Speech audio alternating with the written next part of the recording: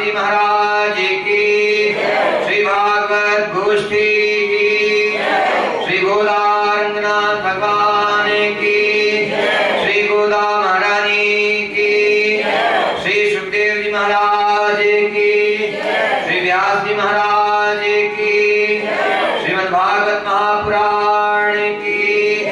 जय जय श्री राधे।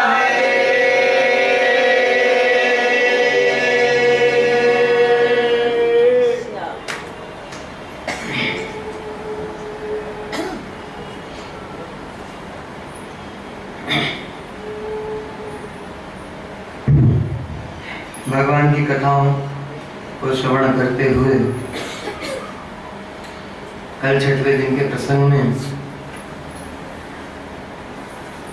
भगवान के प्रथम विवाह का वर्णन आपने सुना था। रुक्मिणी जी ने अपनी शरणागति का निवेदन किया था भगवान से। यह दासी आपको अपना स्वामी मानती, आपके चरणों में अपना सर्वस्व अर्पण कर दिया है, तो अब आप कृपा करके अपनाइए। सुखदेव जी वर्णन कर रहे हैं और परीक्षित जी ध्यान पूर्वक सुन रहे हैं। आज 7वां दिवस है। इनको किसी बात की कोई चिंता फिक्र नहीं। अब तो केवल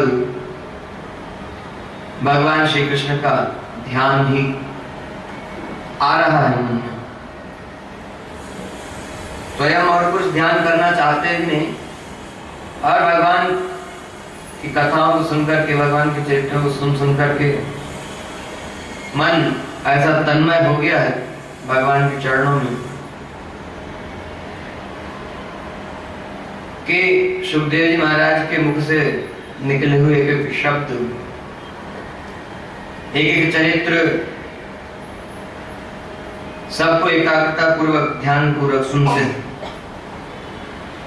और उस श्लोक में, उस पद में कहे अनुसार जैसा वर्णन कर रहे हैं वैसा ही भगवान का ध्यान करो। सुखदेव जी वर्णन कर रहे थे, परीक्षित रुक्मिणी ने बाधा डालनी चाहिए, रोकना चाहा भगवान को रुक्मिणी जी से विवाह करने के लिए, तो उसको दंडित किया। ऐसा ही प्रसंग राजा बलि के चरित्र में आपने सुना था। भगवान ने जब वामन अवतार धारण किया, दैत्य गुरु शुक्राचार्य ने रोका राजा बलि को कि ये भगवान है, देवताओं का कार्य करने के लिए आए हैं, इनको दान मत करना, संकल्प मत करो, रुक जाओ, क्योंकि ये भगवान देवताओं का कार्य करने के लिए पधारे हैं, तो तुम्हारी हानि हो जाएगी, तुम्हारा सर्वस्व छिन जाएगा। ऐसे गुरु को त्याग दिया,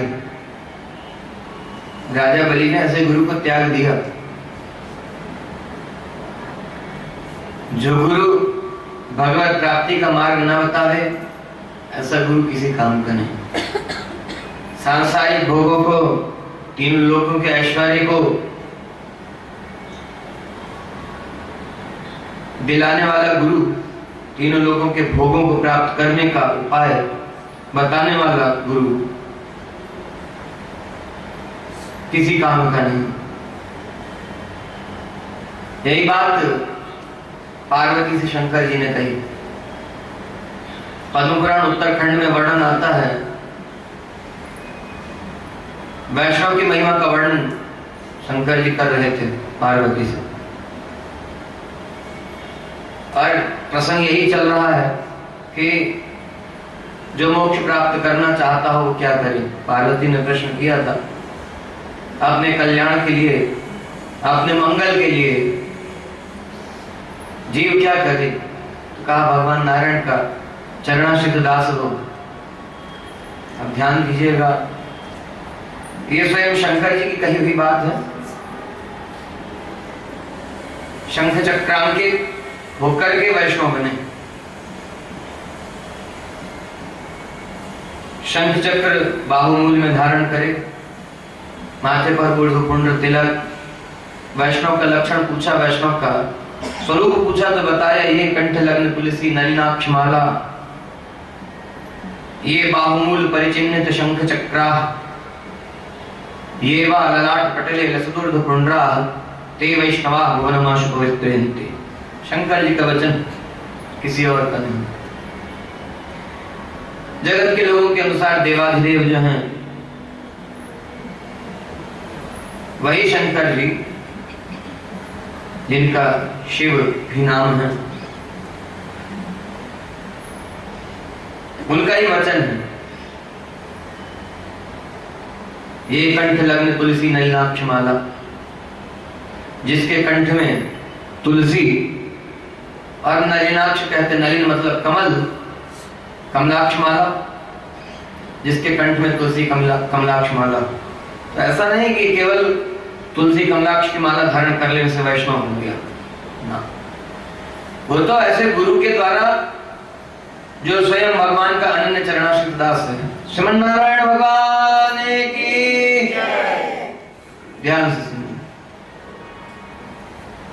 जो भगवान का अनन्य चरणाश्रित दास है, जो भगवत प्राप्ति के मार्ग में लगा हुआ है, जिसका भगवान के चरण में अनन्य अनुराग है, अनन्य प्रेम है, ऐसा गुरु, उसके द्वारा शंख चक्रांकित होकर कहा ना, ये बाहुमूल, बाहुमूल इसको कहते हैं।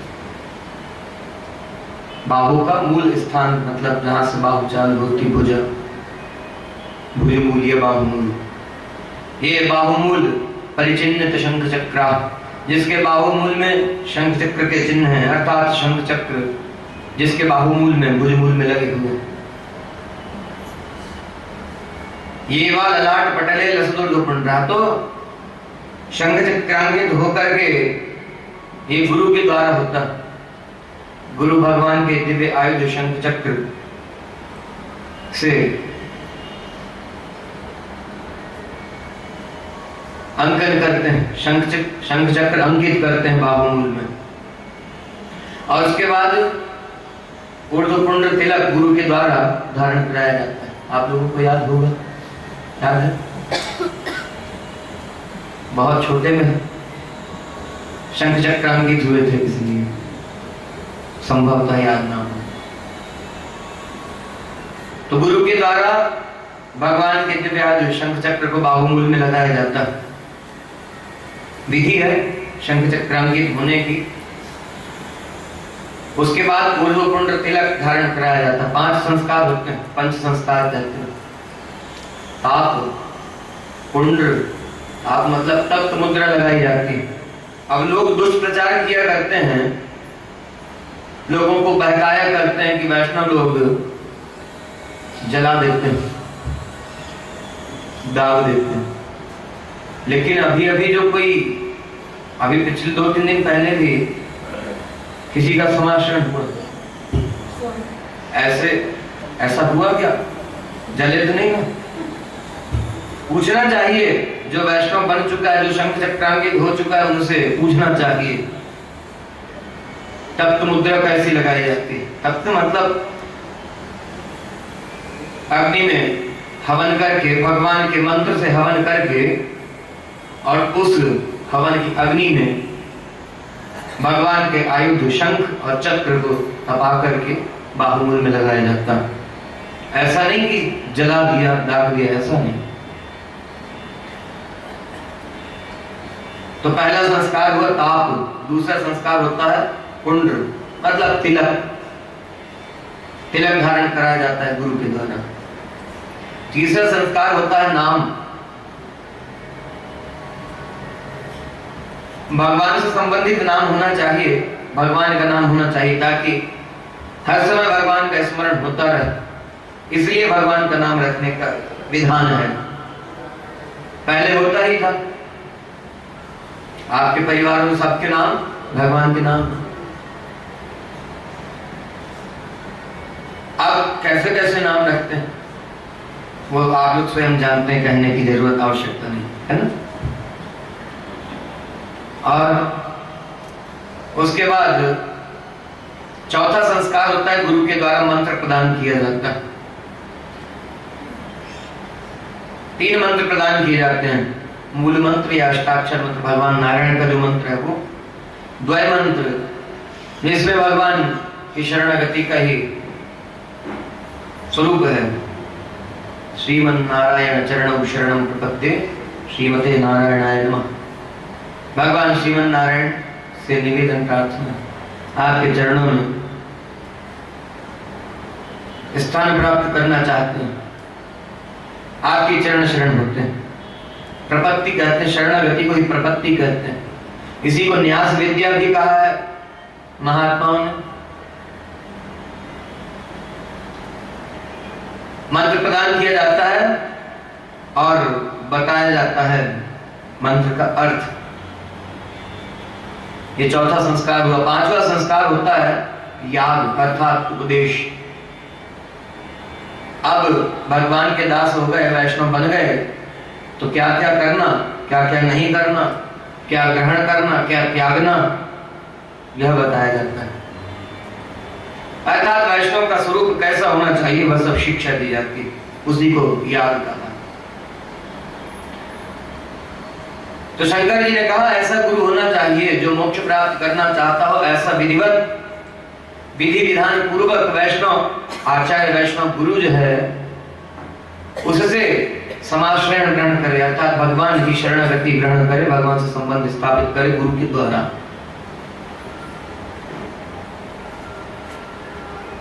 और यह संबंध स्थापित करना गुरु के द्वारा कैसा है? जीव अनंत काल से संसार में पढ़ पढ़ करके दुख भोगता है, भटकता रहा है। ध्यान दीजिएगा, अनंत काल से भटकता आया, दुख भोगता रहा। भगवान ने कृपा करके ऐसे गुरु मिला दिए जो भगवत प्राप्ति का मार्ग बताने वाला हो। ये स्वयं भगवान करते हैं। किस तरह का संबंध है ये गुरु के द्वारा भगवान से संबंध कराया जाने, किस तरह का है? जैसे किसी कन्या के पिता द्वारा उसका हाथ वर के हाथ में दे दिया जाता है, वर के हाथ में कन्या का हाथ धरा दिया, और फिर उसके बाद पिता क्या कहते हैं? हमारे प्राणधन, हमारी यह कन्या, हमारी बेटी आपको अर्पण कर रहे, अब यह आपकी हुई, हर तरह से साथ संभाल कीजिएगा, रक्षा कीजिएगा, इसका भरण पोषण कीजिएगा। उस दिन से, उस समय से उसकी सारी जिम्मेदारी किसकी होती है? पति की। भर्ता जो है उसकी। पिता के द्वारा कन्या का जो संबंध कराया जाना है वह सही संबंध बताया गया। ऐसा ही है ना? ऐसा ही है ना? अपने मन से कोई स्त्री किसी पुरुष के साथ रहने लग जाए या कोई पुरुष किसी स्त्री को रख ले, वह संबंध मान्य है? नहीं। पिता के द्वारा। क्यों? पिता जानता है कि हमारी कन्या के लिए श्रेष्ठ वर कौन होगा, श्रेष्ठ संबंध किससे होगा, हमारी कन्या का भरण पोषण, लालन पालन, रक्षण इत्यादि कौन कर सकता। ये पिता जान करके समझ करके फिर अपनी कन्या का संबंध उस वर से करते हैं। जो योग्य नहीं है उसको अपनी कन्या नहीं देते। ऐसा ही है। गुरु के द्वारा भगवान से जीव का संबंध इसी तरह का कराया जाना है। पहले गुरु उपदेश करते हैं, ज्ञान देते हैं, शिक्षा देते हैं कि भगवान के दास बन रहे हो, किस लिए बनना है भगवान का दास वो बताया, तो इतने दिन से सुनते आ रहे हैं। वो क्या करें? आपको हो सकता है, बहुत संभव है, ये लगे कि भागवत कथा में ऐसा प्रसंग कभी आया तो नहीं, लेकिन जब महात्म वर्णन कर रहे थे और कथा श्रवण करने वाले का क्या नियम है और कथा सुनाने वाले का क्या नियम है, तो उसमें वर्णन आया है कि श्रीमद् भागवत की कथा सुनावे और आवश्यकता पड़ने पर जहां जरूरत हो अन्य शास्त्र पुराणों का दृष्टांत देकर के समझावे। इस दास के लिए तो वही नियम, हमारे लिए वही नियम, उस नियम के अनुसार आपको बता रहे हैं। तो ये पद्म पुराण का दृष्टांत, पद्म पुराण की बात लेकर के आपको समझाने का प्रयास कर रहे हैं। तो शंकर जी ने कहा कि ऐसे वैष्णव गुरु के द्वारा समाचरण करके भगवान की शरणागति करनी चाहिए, भगवान का समाचरण किया जाना चाहिए। और वैष्णव का स्वरूप वर्णन किया तो पार्वती जी को शंका हुई। पार्वती जी ने पूछा कि आप यह जो वैष्णव का स्वरूप बता रहे हैं, यह बात सब लोग कहा करते हैं, लेकिन विश्वास भरोसा नहीं है। ध्यान दीजिएगा, क्या क्या शंकर जी वैष्णव हैं? सुना है कभी? शंकर जी भी वैष्णव हैं, कुछ कुछ लोग जानते होंगे, ऐसा ही है ना। शंकर जी भी वैष्णव, शंकर जी को परम वैष्णव कहा गया।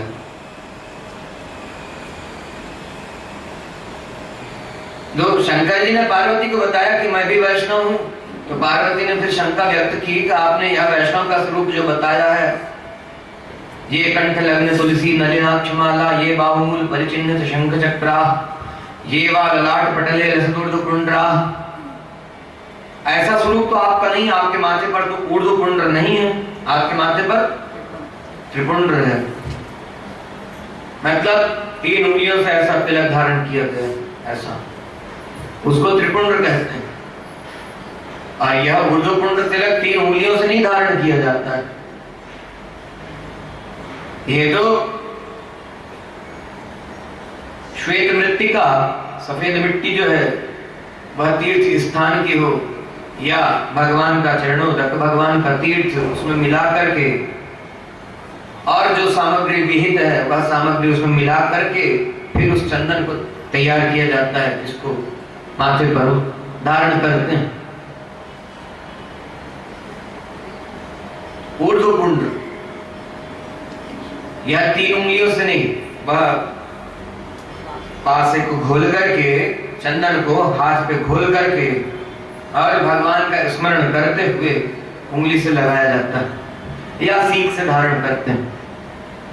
3 उंगली से एक साथ ऐसा नहीं, पहले सफेद वाला लगाया जाता है चंदन, और उसके बाद बीच में श्री रेखा धारण की जाती है। ऊर्ध्व पुंड्र, ऊर्ध्व मतलब ऊपर की ओर, ऊपर की गति जो है, ऊंची गति जो है, ऊर्ध्व कहते हैं, ऊर्ध्व गति। ऊर्ध्व गति को बताने वाला पुंड्र, पुंड्र मतलब तिलक, ऊर्ध्व गति को बताने वाला तिलक जो है वह ऊर्ध्व पुंड्र तिलक। तिलक धारण करने का नियम कैसा है?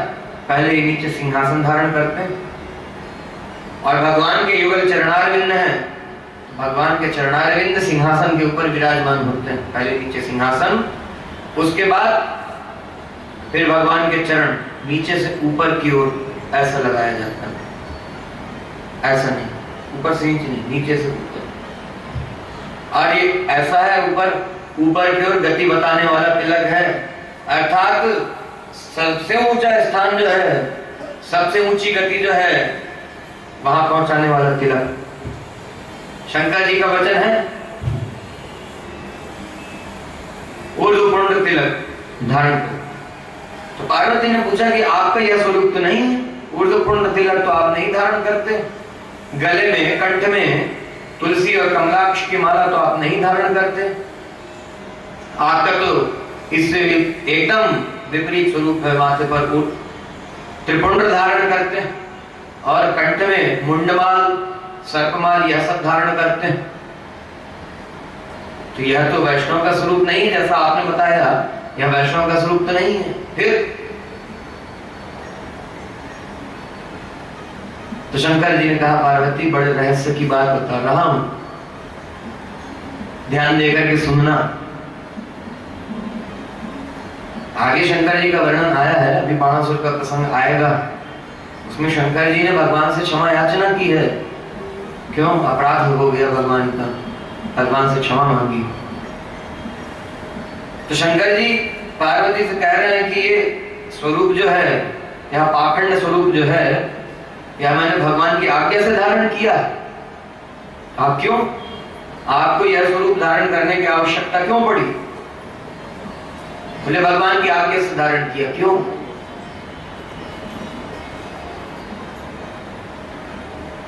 कहने लगे, एक बार की बात है, नमुची इत्यादि दैत्य यह विचार करके कि ये वैष्णव महात्मा जो हैं, वैष्णव ऋषि मुनि जो हैं, जो भगवान विष्णु के भक्त हैं, इनमें शाप और वरदान देने की शक्ति ये कहां से आई? हम लोगों में शारीरिक बल खूब है, लेकिन इनके पास यह शाप वरदान की जो शक्ति वो हमारे शारीरिक बल के ऊपर भारी है। तो क्या करके सबने विचार किया कि इन्हीं की तरह स्वरूप बना लो, ऊर्ध्वपुंड तिलक धारण कर लो। ऐसा ही किया, ऐसा स्वरूप धारण कर लिया अपने मन से। अभी क्या बताया था?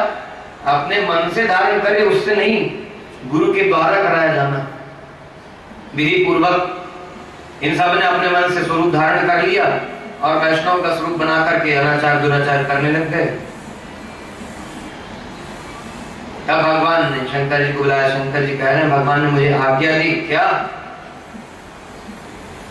त्वम ही रुद्र महाबाहो मोहनार्थे असुरद्विषाम। ध्यान दीजिएगा, हे रुद्र, मोहनार्थे असुरद्विषाम, असुरों को मोह में डालने के लिए, असुरों को मोहने के लिए क्या करिए? पाखंड आचरण धर्म, पाखंड का आचरण कीजिए दैत्यों को मोह में डालने के लिए। तो फिर शंकर जी ने कहा पार्वती से कि मैंने भगवान से प्रश्न किया, मेरे मन में शंका हुई तो भगवान से प्रश्न किया कि यह पाखंड रूप जो है यह तो मोक्ष प्राप्ति में बाधक है। क्यों? श्मशान की राख लगाना सारे शरीर में, त्रिपुंड धारण करना, तमाम तामसिक चीजों को धारण करना, मुंडमाल गले में पहनना, सर्पमाल पहनना, सर्प को गले में धारण करना, यह सब तामसिक है और इससे स्वरूप बिगड़ेगा, मन की वृत्ति बिगड़ेगी। तो फिर आपकी सेवा भजन में मन नहीं लगेगा, आपसे चित्त दूर हो जाएगा, तो फिर नरकगामी होंगे, नरक जाना पड़ेगा। शंकर जी का वचन नहीं कह रहे, ध्यान दीजिएगा। बार बार ये इसलिए कह रहे हैं शंकर जी का वचन है ताकि आपको शंका ना हो। तो भगवान ने कहा नहीं, मेरे दासों की रक्षा के लिए असुरों को मोह में डालना है और असुरों को मोह में डालने के लिए आपको यह स्वरूप धारण करने को कह रहा हूं, अर्थात यह मेरी प्रसन्नता के लिए ही है। इसलिए केवल आपको ही करना, और कोई ना करे। और कोई यह स्वरूप धारण करेगा तो अवश्य ही नरकगामी होगा। आप मेरे दासों के हित के लिए, असुरों को मोह में डालने के लिए ऐसा स्वरूप धारण कीजिए। शंकर जी कह रहे हैं पार्वती, इसलिए भगवान नारायण की आज्ञा से ऐसा स्वरूप धारण किया। पद्म पुराण उत्तरखंड अध्याय संख्या 236, पूरा अध्याय इसी का वर्णन है, पढ़ सकते हैं। पद्म पुराण उत्तरखंड अध्याय 236, 236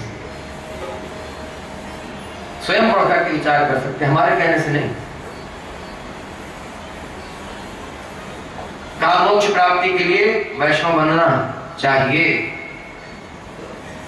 और फिर शंकर जी ने कहा कि कलिकाल में मैं ब्राह्मण का रूप धारण करके इस अद्वैत मत का, शैव मत का प्रचार करूंगा और उसमें लोग मोहित हुआ करेंगे। शंकर जी ने स्वयं कहा है। और वही ब्राह्मण के रूप में, शंकराचार्य के रूप में शंकर जी आए उस मत का प्रचार करने के लिए, शैव मत का प्रचार करने के लिए। लेकिन उन्होंने भी क्या कहा? वह स्तोत्र किसी ने शायद सुना होगा, भज गोविंदम भज गोविंदम, सुना है कभी? उसमें क्या वर्णन आता है?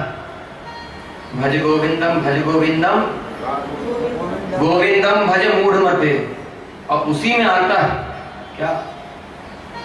पुनरपि जननम पुनरपि मरणम पुनरपि जननी जठरे शयनम। ये बार बार जन्म लेने, बार बार मरने से, बार बार जननी के अर्थात मां के जठर में, गर्भ में शयन करने से छूटना चाहते हो तो क्या करो? भज गोविंदम गोविंदम भज मूढ़ मते। सीधे शब्दों में कह दिया, शंकर जी ने कहा सीधे शब्दों में, जो भगवान को नहीं बसता, जो गोविंद को नहीं बसता, वो मूढ़ है। शंकर जी ने स्वयं कहा स्पष्ट। तो फिर इसमें शंकर जी के अपमान वाली बात कहां है? और फिर उसके बाद लोग आरोप प्रत्यारोप किया करते हैं वैष्णवों के ऊपर। तुलसीदास जी के चौपाइयों का सही अर्थ लगा नहीं पाए, ध्यान दीजिएगा, सही अर्थ लगा नहीं पाए और कहा क्या,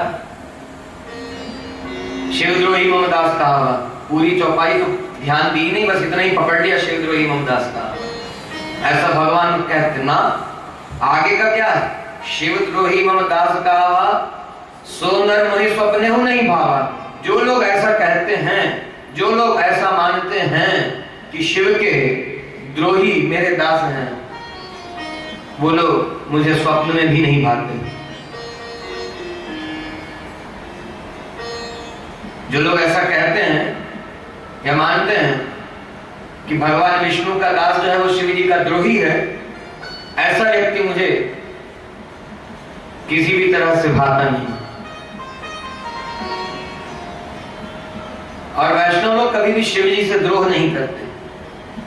हाँ, कहीं कहीं यदि ऐसा मिलता है, कोई हट करता है, कुछ गलत बात कहता है, वो अपनी बुद्धि है उसकी, लेकिन ये गलत बात नहीं। हम तो शंकर जी की बात बता रहे हैं आपको, जो शंकर जी ने कहा है।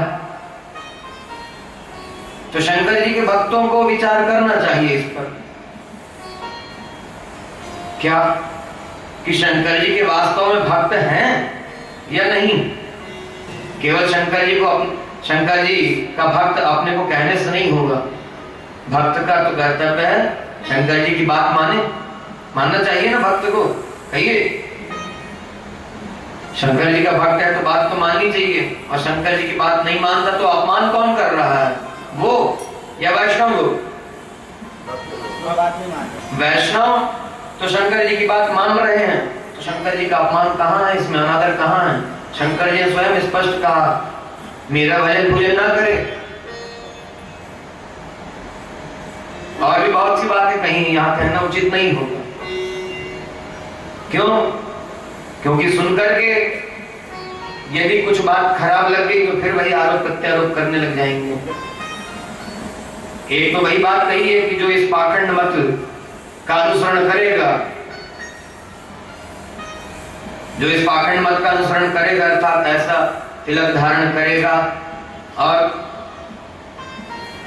यह भस्म इत्यादि लगाएगा, रमाएगा सारे शरीर में, पाखंड स्वरूप धारण करेगा, वो नरकगामी होगा, नरक जाएगा। तो शंकर जी का वचन है। वैष्णव लोग तो शंकर जी की बात मानते हैं, तो फिर शंकर जी का अनादर कहाँ है, अपमान कहाँ है? तो शिव द्रोही ममदास कहा, केवल इतना नहीं ग्रहण करना, आगे की बात भी ग्रहण करनी। सो नर मोहि स्वप्ने हो नहीं भावा।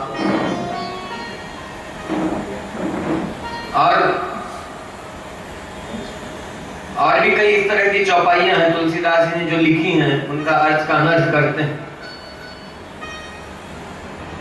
और इस का एक और अर्थ है, वह क्या? शिव अर्थात कल्याण। शिव शब्द का अर्थ है कल्याण। जो कल्याण के मार्ग का विरोधी है, जो मोक्ष प्राप्ति के मार्ग का विरोधी है, वो मुझे नहीं भाता। ना तो कल्याण मार्ग के शंकर जी विरोधी हैं, और जो शंकर जी का भक्त होगा वो भी विरोधी नहीं हो सकता। शंकर जी की बात माननी चाहिए। तो जो उस मार्ग का विरोधी है वह भगवान को प्रिय नहीं है। और भी बातें आती हैं, शंकर प्रिय मम द्रोही